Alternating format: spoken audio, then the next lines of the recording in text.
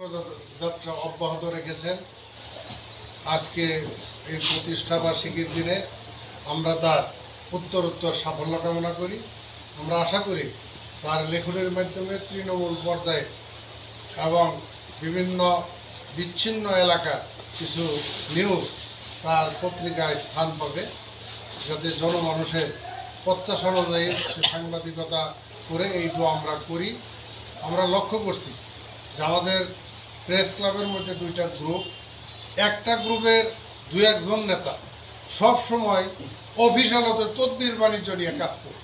তাদের কাজই হইল বিভিন্ন অফিস আদালতে ঘোরাফেরা করা, বিভিন্ন তদবির বাণিজ্য করে তাদের ব্যক্তিগতভাবে বেনিফিটেড হওয়া।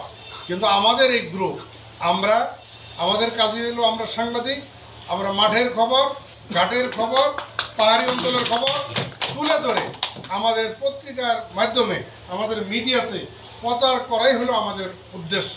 তো যাই হোক, আমরা চাই যে শেরপুর প্রেস ক্লাব দুই অংশে বিভক্ত।